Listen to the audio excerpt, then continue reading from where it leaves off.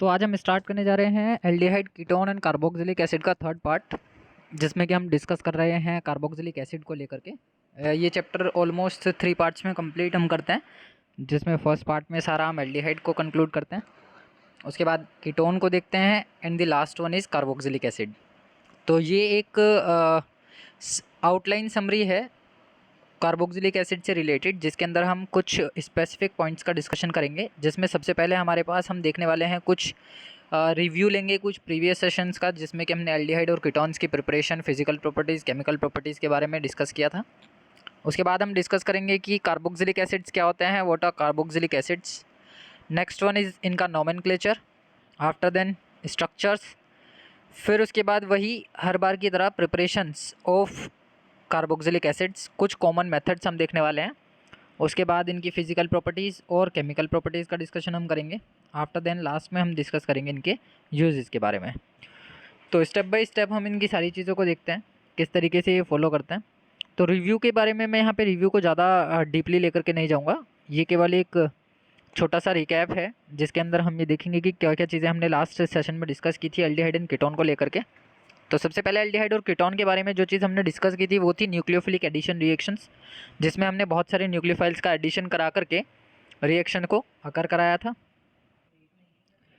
फिर उसके बाद हमने देखा था रिडक्शन की रिएक्शंस एंड द लास्ट हमने देखी थी इसमें ऑक्सीडेशंस। रिडक्शन हमने यूज़ किया था बाय यूजिंग H2 और नेसेंट हाइड्रोजन। नेसेंट हाइड्रोजन की हेल्प से भी हमने कुछ रिडक्शंस किए थे और हाइड्रोजन गैस की हेल्प से भी हमने कुछ रिडक्शंस किए थे। इसी तरीके से हमने ऑक्सीडेशन देखा था, जिसमें हमने माइल्ड ऑक्सीडेशन और स्ट्रॉन्ग ऑक्सीडेशन, दो तरीके के ऑक्सीडेशंस को कंप्लीट किया था।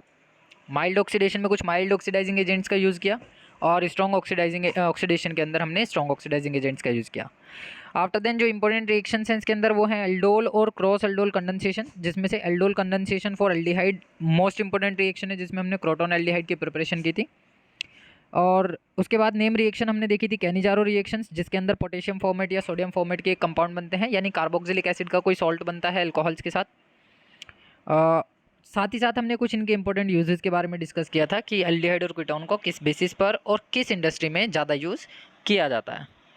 अब इसी के साथ हम आगे इस सेशन में, इस सीरीज़ में देखते हैं कि कार्बोक्सिलिक एसिड्स क्या होते हैं। तो सबसे पहले अगर कार्बोक्सिलिक एसिड्स की मैं आइडेंटिफिकेशन की बात करता हूँ, तो carboxylic acids are those compounds which contains RCOOH group, यानी जिनके पास ये फंक्शनल ग्रुप पाया जाता है, they are known as the carboxylic acids या फैटी एसिड्स। उनको हम क्या बोलते हैं, कार्बोक्सिलिक एसिड्स या फैटी एसिड्स बोलते हैं। बस हमें ये फंक्शनल ग्रुप याद रखना है कि कहीं पर भी अगर ये फंक्शनल ग्रुप दिखाई देता है, अब देखो एक कन्फ्यूजन बनता है एस्टर्स में और कार्बोक्सिलिक एसिड्स में, कि एस्टर्स के पास भी यही वाला फंक्शनल ग्रुप होता है, लेकिन एक चीज़ का हमेशा ध्यान रखना कि कार्बोक्सिलिक एसिड्स में ये वैलेंसी हाइड्रोजन से सेटिस्फाई होती है, जबकि एस्टर्स में ये वैलेंसी R से सेटिस्फाई होती है। इट मीन्स कार्बोक्सिलिक एसिड्स में एक तरफ अल्काइल ग्रुप होता है और एक तरफ हाइड्रोजन ग्रुप होता है, लेकिन एस्टर्स में both sides alkyl group connected होते हैं। तो ये एस्टर्स होते हैं, फैटी एसिड्स हैं ये भी, और ये कार्बोक्सिलिक एसिड है, ये भी फैटी एसिड ही है। सबसे पहला जो फैटी एसिड होता है वो कार्बोक्सिलिक एसिड ही होता है, यानी कि ओइक एसिड की फैमिली का ही मेंबर होता है। तो ये हमारे पास क्या आ गया, इसका general structure, general functional group आ गया, जिसके अंदर एक हाइड्रोक्सिल ग्रुप होता है और एक कीटोनिक ग्रुप होता है। अगर मैं इसको ध्यान से देखूं तो ये दो तरीके के ग्रुप्स को कंसीडर करता है, जिसमें एक कार्बोनिल ग्रुप है। कार्बोनिल ग्रुप कौन सा है, C डबल बॉन्ड O लिखा हुआ है, और हाइड्रोक्सिल ग्रुप कौन सा है, OH ग्रुप है। यानी इसके अंदर अल्कोहल की प्रॉपर्टीज भी होने वाली हैं और कार्बोनिल ग्रुप की भी प्रॉपर्टीज होने वाली हैं। It means it represents some of the properties as similar as to the aldehyde, some of the ketones and also some properties are similar as to the alcohols। इसी वजह से इनको fatty acids हम बोलते हैं, जो कि कॉम्बिनेशन होते हैं एल्डिहाइड, कीटोन या हम कह सकते हैं अल्कोहल्स का। अब अगर मैं बात करूँ, ये तो हमारे पास एक लोअर मॉलिक्यूल हो गया, सबसे लोएस्ट मॉलिक्यूल है कार्बोक्सिलिक एसिड की फैमिली का। अगर मैं बात करता हूँ सबसे पहला member HCOOH which is known as the methanoic acid. अगर मैं बात कर लेता हूँ यहाँ पे R ग्रुप मिथाइल हो तो CH3COOH हो गया, जिसको हम बोलते हैं acetic acid. This is the first member, this is the second member. Methanoic acid और इथेनोइक एसिड, इसी तरीके से हम इनकी होमोलॉगस सीरीज बना देते हैं। Propanoic acid, butanoic acid, pentanoic acid, similarly आगे बढ़ते चले जाएंगे। इनको फैटी एसिड्स बोला जाता है क्योंकि हमें नेचर में से मिल जाते हैं, नेचर से मिलते हैं कुछ फ्रूट्स के अंदर, कुछ नेचुरल मिनरल्स के अंदर, कुछ सब्सटेंसेस के अंदर या कुछ ऑयल्स के अंदर। इन सभी चीज़ों में ये जो एसिड्स होते हैं वो प्रेजेंट होते हैं। जैसे कि अगर मैं बात करता हूँ हायर मेंबर्स की, यानी कि मोर देन 2 कार्बन, जिनके पास 2 कार्बन से ज़्यादा, यानी कि 3 कार्बन वाला कोई भी कार्बोक्सिलिक एसिड अगर होगा, यहाँ पर कितने कार्बन हैं? 2 हैं, क्योंकि एक कार्बन अल्काइल ग्रुप का है, एक फंक्शनल ग्रुप का है। जिसके पास 3 कार्बन होंगे या 3 से ज़्यादा कार्बन के फैटी एसिड्स होंगे, वो सारे के सारे क्या कहलाते हैं हमारे, मतलब जो कार्बोक्सिलिक एसिड्स होंगे वो फैटी एसिड्स कहलाते हैं। जो लोअर वाले हैं होते वो भी फैटी एसिड्स हैं, लेकिन ज़्यादा कंसिडरेशन हमेशा higher member of the carboxylic acid family के मेंबर्स को दी जाती है। इसी तरीके से ये हमें कहाँ से मिलते हैं? नेचुरल फैट से मिल जाते हैं, ऑयल से मिल जाते हैं, एस्टर्स ऑफ ग्लिसरॉल से मिल जाते हैं। ये इनकी अकरेंस होती है कि नेचर में से तुम इनको किस चीज़ में से गेन करते हो, किस चीज़ में से सेपरेट करते हो। नेक्स्ट वन हम इसमें बात करते हैं नोमेनक्लेचर को लेकर के। तो जो इनका नोमेनक्लेचर है वो बेसिकली कॉमन नेम तो इनका कार्बोक्सिलिक एसिड ही होता है, यानी कार्बोक्सिलिक एसिड ओरिएंटेड इसके नाम को बताया जाता है। इनके नाम के साथ हम हमेशा एसिड की फॉर्मेशन लगाते हैं। तो जो बेसिकली इनका ये नेम है वो लैटिन और ग्रीक नेम रखे जाते हैं जो इनके कॉमन नेम होते हैं, क्योंकि नेचुरल रिसोर्सेज जो थे इनके ग्रीक और लैटिन वर्ड से शुरू होते हैं। जो इनके नेचुरल रिसोर्सेज हैं उनका नाम ग्रीक और लैटिन लैंग्वेज में पाया गया था, जिसकी वजह से इनका कॉमन नेम भी ग्रीक या लैटिन लैंग्वेज के बेसिस पर ही पाया जाता है। लेकिन हमारे लिए जो इंपॉर्टेंट है वो है इनका IUPAC नोमेनक्लेचर, आईपैक नोमेनक्लेचर जिसकी हम बात कर रहे हैं। तो IUPAC नोमेनक्लेचर जितना भी होता है वो सारा का सारा इनके नाम के लास्ट में से ई को रिप्लेस करके सफिक्स OIC लगाना होता है, ओइक एसिड हमें लगाना होता है, तब जा करके हमें इनका IUPAC नोमेनक्लेचर मिलता है। यानी कि अगर मैं बात करता हूँ मेरे पास कोई एक नॉर्मल एल्केन है, तो मैं क्या करूँगा, उस एल्केन में से ई हटा दूंगा और उसकी जगह पर क्या लगा दूंगा, OIC एसिड लगा दूंगा। तो उसका नाम क्या बन जाएगा, एल्केन की जगह पर एल्केन ओइक एसिड बन जाएगा। आपको ई रिप्लेस करना है by using OIC acid. This is the IUPAC nomenclature for carboxylic acids.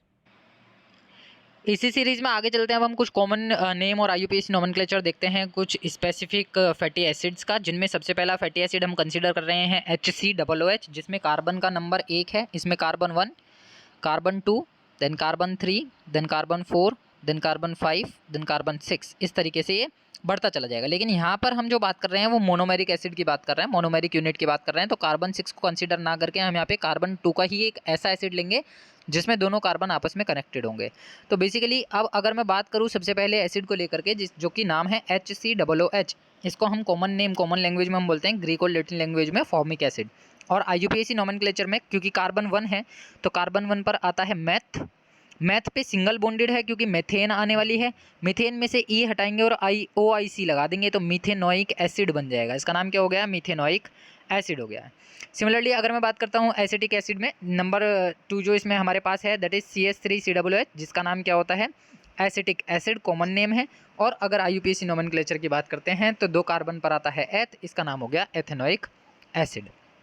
Similarly next इसमें आ गया हमारे पास जिसमें 3 कार्बन है, तो इन 3 कार्बन के एसिड को हम बोलते हैं कॉमन नेम में, कॉमन लैंग्वेज में प्रोपेनोइक एसिड, और IUPAC में भी इसका नाम प्रोपेनोइक एसिड ही होता है। जिसमें 4 कार्बन है, ऐसा फैटी एसिड जिसमें 4 कार्बन है उसका कॉमन नेम होता है ब्यूटायरिक एसिड। और अगर हम इसके IUPAC नोमेनक्लेचर को देखें तो इसको बोलते हैं ब्यूटेनोइक एसिड। कार्बन 5 वाले का नाम कॉमन नेम होता है आइसोब्यूटायरिक एसिड, और इसका जो IUPAC नोमेनक्लेचर है 2 मिथाइल प्रोपेनोइक एसिड। ये IUPAC नोमेनक्लेचर अब आप लोग बना सकते हैं क्योंकि हेलो एल्केन से IUPAC नोमेनक्लेचर हम पढ़ते आ रहे हैं स्टार्टिंग से। और जो ये लास्ट वन हमें यहाँ दिखाई दे रहा है इसको हम इस तरीके से रिप्रेजेंट करते हैं COOH, single bond COOH। It is known as the oxalic acid which is present in the tomato. ये हमें नेचुरल रिसोर्सेज यानी कि वेजिटेबल्स और फ्रूट्स के अंदर पाया जाता है, और इसका IUPAC नाम होता है इथेन डाइओइक एसिड। इसका 2 कार्बन है तो इथेन इसलिए है, 2 बार कार्बोक्सिलिक ग्रुप प्रेजेंट है इसलिए डाई आया है, और कार्बोक्सिलिक एसिड का सफिक्स है ओइक एसिड, इसीलिए इसको बोलते हैं इथेन डाइओइक एसिड। तो जो नोमेनक्लेचर अभी हमने बात करी वो थे एलिफेटिक एसिड्स। अगर मैं बात करता हूँ कुछ एरोमेटिक फैटी एसिड्स को लेकर के, तो उनमें सबसे पहला अब हमने क्या किया है, जो फर्स्ट मेंबर हम देख रहे थे HCOOH, उसके हाइड्रोजन को रिप्लेस करके हमने फिनाइल ग्रुप कनेक्ट कर दिया है। उसमें हमने क्या लगा दिया है, एक बेंजीन की रिंग लगा दी है, जिसकी वजह से इसका नाम बन गया बेंजोइक एसिड, और इसका IUPAC नोमेनक्लेचर बन गया बेंजीन कार्बोक्सिलिक एसिड। अदरवाइज इसके कॉमन नेम और जो IUPAC नोमेनक्लेचर है वो सेम है। नेक्स्ट वन यहाँ पर हमने क्या किया है, बेंजीन की रिंग लगा दी है 2 कार्बन वाले फैटी एसिड के साथ, तो इसका नाम बन जाता है फिनाइल एसिटिक एसिड, क्योंकि ये ग्रुप एसिटिक एसिड का है और ये phenyl as a side chain काम कर रहा है, तो इसका कॉमन नेम है फिनाइल एसिटिक एसिड। बस इस बार हम इसकी नंबरिंग बताएंगे साथ में। तो दूसरे कार्बन पर फिनाइल रिंग जुड़ी है तो 2 फिनाइल, और 2 कार्बन है तो इथेन ओइक एसिड हो जाएगा। सिमिलरली जो लास्ट वन है इसमें यहाँ पर और यहाँ पर बेसिकली 2 कार्बन पर क्या लगा हुआ है, डाइओइक एसिड लगा हुआ है। तो हम इस बार इसको बोलते हैं थैलिक एसिड, इसका नाम होता है थैलिक एसिड। स्ट्रक्चर को अगर हम एक्सपेंड करें तो इसकी स्ट्रक्चर एक्सपेंड होकर के कुछ ऐसी बनती है। कार्बन के साथ डबल बॉन्ड ऑक्सीजन लगाना है, यहाँ पे OH और यहाँ पर भी OH। This is known as the phthalic acid. ये इसका कॉमन नेम है लैटिन और ग्रीक लैंग्वेज में। अगर इसके IUPAC नोमेनक्लेचर की बात करते हैं तो 2 बार कार्बोक्सिलिक एसिड जुड़ा है, इसलिए डाई कार्बोक्सिलिक एसिड में बोलने वाला हूँ। पहले और दूसरे कार्बन पर जुड़ा है, यहाँ से मैं नंबरिंग करूँगा तो पहला, दूसरा, तीसरा, चौथा, पाँचवा, छठा कार्बन हो गया। तो 1,2 डाई कार्बोक्सिलिक एसिड हो गया। और क्योंकि ये बेंजीन की रिंग है तो इसलिए नाम हो गया बेंजीन 1,2 डाई कार्बोक्सिलिक एसिड। अगर स्ट्रक्चर के बारे में बात करते हैं तो कार्बोक्सिलिक ग्रुप का जो स्ट्रक्चर होता है, कार्बोक्सिलिक फंक्शनल ग्रुप जिसकी मैं बात कर रहा हूँ, उसका स्ट्रक्चर कुछ ये है। Carbon double bond oxygen, single bond oxygen, single bond hydrogen, जिसको हम लिखते हैं इस तरीके से। लेकिन यहाँ पर ऑक्सीजन के बीच में लोन पेयर और बोन पेयर होने की वजह से थोड़ा सा रिपल्जन पाया जाता है, जिसकी वजह से इसकी जो स्ट्रक्चर होती है वो थोड़ी सी बेंड हो जाती है। तो इसकी जो जनरल स्ट्रक्चर है वो ये पाई जाती है। यहाँ ऑक्सीजन के पास अपना 1 और 1 2 लोन पेयर खाली पड़े हुए हैं। एक लोन पेयर ये रहा और दूसरा लोन पेयर ये रहा। क्योंकि ऑक्सीजन के आउटर मोस्ट शेल में होते हैं 6 इलेक्ट्रॉन, जिनमें से इसने 2 इलेक्ट्रॉन को इन्वॉल्व कराया है डबल बॉन्ड की फॉर्मेशन में। अब होगा क्या, यहाँ पर भी इस वाले ऑक्सीजन पर भी क्या पड़े हुए हैं, 2 लोन पेयर अपने खाली पड़े हुए हैं। अब रिएक्शन में जो मैकेनिज्म काम करता है, रिएक्शन में जो पार्टिसिपेशन काम करता है, अदरवाइज मैं अगर बात करूँ इसकी रेजोनेंस की, इसकी रेजोनेंस स्ट्रक्चर की मैं बात करता हूँ, रेजोनेटिंग स्ट्रक्चर्स की जब मैं बात करता हूँ, तो होता ये है कि ऑक्सीजन हाईली इलेक्ट्रोनेगेटिव होने की वजह से अपने इलेक्ट्रॉन को विड्रॉ करा लेता है। अब जैसे ही ऑक्सीजन अपने इलेक्ट्रॉन को विड्रॉ कराएगा, क्योंकि एक अच्छा इलेक्ट्रॉन विड्रॉइंग ग्रुप है, इसको EWG ग्रुप के नाम से जाना जाता है। अच्छा इलेक्ट्रॉन विड्रॉइंग ग्रुप वो होता है जिसकी इलेक्ट्रोनेगेटिविटी हायर होती है। तो ऑक्सीजन अपना इलेक्ट्रॉन को विड्रॉ कराएगा कार्बन से अपनी तरफ। जैसे ही ऑक्सीजन ने विड्रॉ कराया, इसके ऊपर पार्शियल नेगेटिव, कार्बन के ऊपर पार्शियल पॉजिटिव। अब जैसे ही ये काम होगा, क्योंकि कार्बन पर क्या हो गया, वैकेंसी खाली हो गई, यानी कि कार्बन अनस्टेबिलिटी की तरफ जा रहा है, उसी टाइम पर ये वाला जो ऑक्सीजन है नीचे वाला अपना एक इलेक्ट्रॉन कार्बन की तरफ शिफ्ट करा देगा, जिसकी वजह से कार्बन क्या हो जाएगा, वापस से स्टेबलाइज हो जाएगा। तो पहली रेजोनेटिंग स्ट्रक्चर हमें बन जाती है ऑक्सीजन के ऊपर नेगेटिव चार्ज, कार्बन के ऊपर पॉजिटिव चार्ज, और ये वाला ऑक्सीजन अपना एक इलेक्ट्रॉन इसको डोनेट करेगा। तो ये बन जाएगी मेरे पास पहली रेजोनेटिंग स्ट्रक्चर। सिमिलरली दूसरा काम जो हम कर सकते हैं, अब दूसरा काम ये कर सकते हैं कि जब ये वाला ऑक्सीजन अपना इलेक्ट्रॉन इसको डोनेट करेगा, उसी टाइम पर इस ऑक्सीजन के ऊपर क्या आ जाएगा, पॉजिटिव चार्ज आ जाएगा और कार्बन हो जाएगा स्टेबलाइज, जिसकी वजह से इसका पॉजिटिव चार्ज खत्म। क्योंकि ये ऑक्सीजन इसकी पॉजिटिव चार्ज को कंप्लीट करेगा, यानी इसकी जो इसके अंदर डेफिशिएंसी आई थी इलेक्ट्रॉन की, उसको कंप्लीट करेगा। तो यहाँ पे ऑक्सीजन नेगेटिव बना रहेगा, यहाँ ऑक्सीजन पॉजिटिव हो जाएगा और कार्बन स्टेबलाइज हो जाएगा। तो ये इसकी तीसरी स्ट्रक्चर आ जाती है। ये तीनों ही स्ट्रक्चर्स को हम बोलते हैं resonating structures of carboxylic functional group. Mechanism में और रिएक्शन की रिएक्टिविटी के अंदर इन्हीं फंक्शनल ग्रुप्स की एक्टिविटी का हम यूज़ करने वाले हैं। अब हम बात करते हैं कुछ कॉमन मेथड्स को लेकर के, कुछ कॉमन प्रिपरेशंस को लेकर के। तो ये जो कॉमन प्रिपरेशंस हैं, इसके अंदर सबसे पहली जो प्रिपरेशन हमारे पास आती है that is from primary alcohols and aldehydes. हम इनको प्राइमरी अल्कोहल से और एल्डिहाइड से बना सकते हैं। प्राइमरी अल्कोहल्स और एल्डिहाइड कौन से वाले हैं, जिनमें कि एक कार्बन जिसके साथ OH ग्रुप जुड़ा हुआ है उससे केवल एक ही कार्बन जुड़ा हुआ हो, या फिर ऐसा मेरे पास ये एक एल्डिहाइड है, CHO ग्रुप है, इसके साथ केवल एक ही कार्बन कनेक्टेड हो। तो ये हमारे प्राइमरी अल्कोहल्स या प्राइमरी एल्डिहाइड्स होते हैं। दूसरा मेथड है हमारे पास from alkyl benzenes. Alkyl benzenes मतलब बेंजीन रिंग के ऊपर आपके पास कोई R ग्रुप जुड़ा हुआ हो, तो ये अल्काइल बेंजीन होती है। Third one is from nitriles and amides. Nitriles कौन से होने वाले हैं, जो कि CN ग्रुप को कंसीडर करते हैं, जिनके अंदर CN ग्रुप प्रेजेंट होता है, this is known as nitrile group. और अमाइड कौन से होते हैं, जो कि RC डबल बॉन्ड ONH2 होते हैं। ये CONH2 ग्रुप जिसके साथ आएगा वो होते हैं हमारे अमाइड्स। इनकी हेल्प से हम इनकी प्रिपरेशन करेंगे। ग्रिग्नार्ड रीजन को ऑलमोस्ट हम हर चैप्टर में पढ़ते आ रहे हैं, हर टॉपिक में पढ़ते आ रहे हैं। RMGX की हेल्प से भी हम इनकी प्रिपरेशन करेंगे, फैटी एसिड्स को बनाएंगे, चाहे वो एरोमेटिक हो या फिर एलिफेटिक हो। असाइल हेलाइड्स या एनहाइड्राइड्स की हेल्प से भी हम इनको बनाने वाले हैं। असाइल हेलाइड्स होते हैं RCOCl और एनहाइड्राइड्स होते हैं RCO, और ये दोनों एक ही ऑक्सीजन से कनेक्टेड होंगे। अदरवाइज आप इसको कंबाइनली लिख सकते हैं RCO का ट्वाइस O। ये हमारा होता है एनहाइड्राइड ग्रुप, जिसको हम बोलते हैं बंदूक की स्ट्रक्चर। लास्ट वन आ जाता है हमारे पास फ्रॉम एस्टर्स। एस्टर्स मैंने आप लोगों को अभी बताया कि carbon double bond oxygen, single bond oxygen, लेकिन दोनों वैलेंसीज दोनों साइड से अल्काइल ग्रुप से कनेक्टेड होंगी, तो ये एस्टर्स होते हैं। और इन एस्टर्स की हेल्प से भी हम इन फैटी एसिड्स की या कार्बोक्सिलिक एसिड्स की प्रिपरेशन करते हैं।